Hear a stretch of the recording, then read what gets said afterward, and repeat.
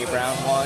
Is it a voter? I haven't. So you're breaking news to me right now. So what did you say? Raskin won in the 8th, Brown won in the 4th.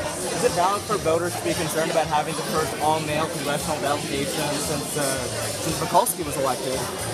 Well, look, I have worked personally, I've worked hard to elect candidates of both genders, people of all backgrounds. Ultimately, people decide who's best to represent all of us. And I'm proud in this campaign to have had the support of an overwhelming majority of the women elected officials in the state of Maryland, and a majority of the African American elected officials. So I'm going to fight hard, as I always have, to make sure we address issues that are important to women, families, and all of us. I've been fighting for those things, and I will continue to fight for those things. What chances are there of a Democratic majority coming in the Senate?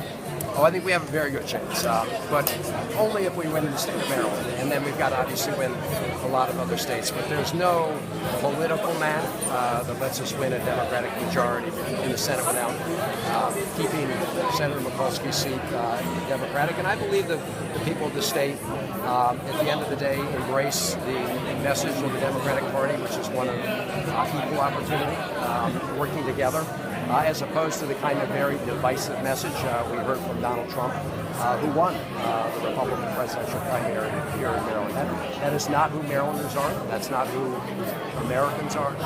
And so I think they will reject that kind of politics. A lot of people said this race sort of created a rift in the Democratic Party along racial, gender lines. How do you expect to bring everyone together here?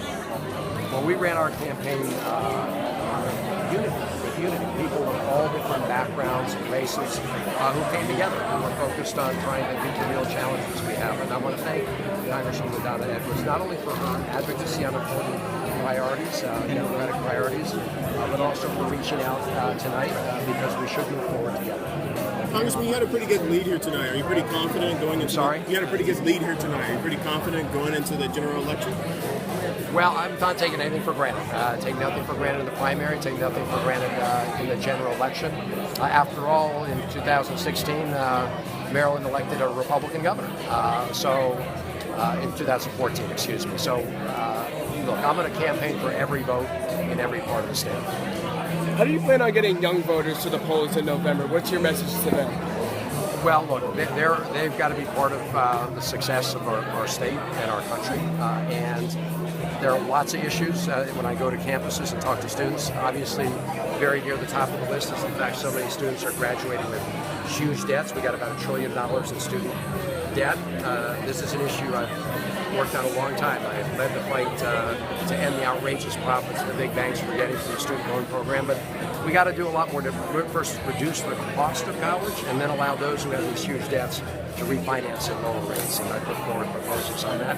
And then the job market, right? I mean, students want to make sure when they graduate that they can get a job that can pay the bills, pay the rent, a living wage. Schlega is trying to piggyback off of Hogan's popularity. How do you counter that?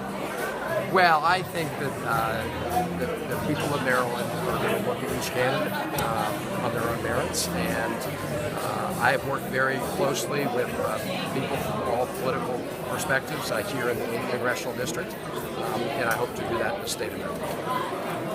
Thanks, guys. Thank you. Congratulations, Congressman. Thank you all very much. Thanks for being here. See you more on the campaign trail.